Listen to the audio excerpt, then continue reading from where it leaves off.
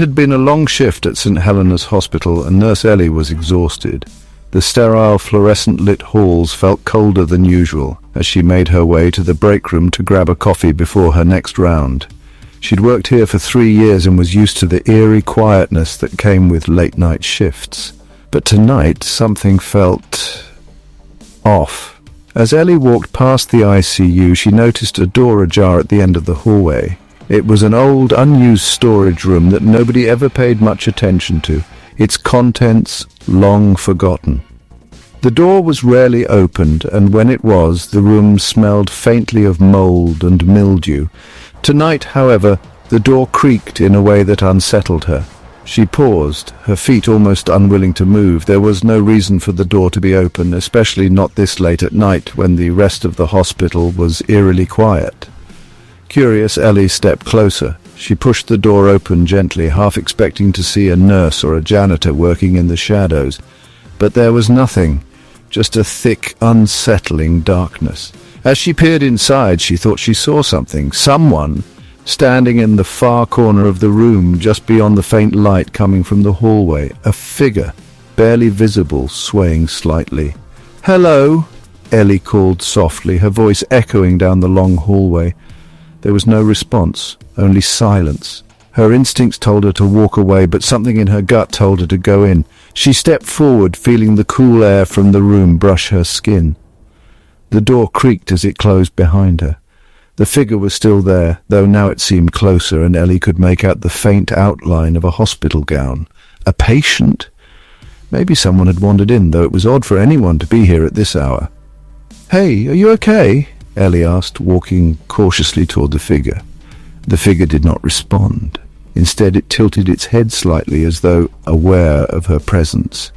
Ellie's heart raced. She reached out her hand, hoping to help, but as her fingers brushed against the figure's shoulder, she froze. The fabric of the gown was cold, far too cold for a living person. Suddenly the lights flickered, and for a split second Ellie saw the face of the figure, pale eyes wide open, mouth agape in a silent scream. Its skin was stretched too tight, almost transparent, and the eyes were dark black holes that seemed to pull her in. Ellie stepped back, stumbling in her panic, and turned to run, but the door was gone. Where there had been an old storage room, there was now only a smooth wall, indistinguishable from the rest of the hallway. Her breath came in short gasps as she slammed her hands against the wall, desperately trying to find the door. But it was as if the room and the thing inside it had never existed at all. She turned in circles, lost, her heartbeat pounding in her ears. Then she heard a voice, cold and hollow, whispering from the darkness. "You shouldn't have come here." Ellie spun around, heart hammering, but there was no one there. The room was empty, silent. The lights flickered once more and then steadied, as if nothing had happened. Her hands trembled as she backed away, and just as she reached the hallway, the door to the storage room slammed open, revealing the empty, forgotten space. The figure was gone, but Ellie could still feel its presence lingering in the air.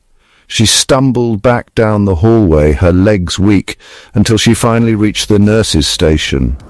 "Are you okay?" a colleague, Nurse Tom, asked, glancing up from his chart.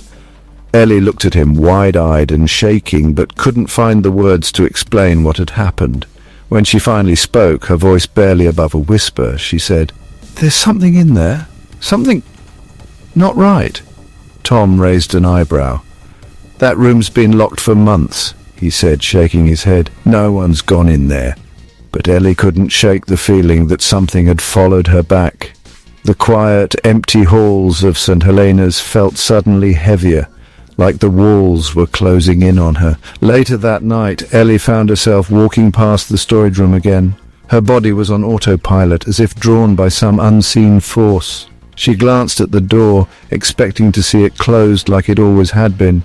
Instead, it was ajar, just like before, and this time she heard the soft whisper again. "You shouldn't have come here, Ellie." The words echoed through the hallway, growing louder with each step she took. She turned to leave, but the lights above her flickered violently, plunging the hospital into darkness.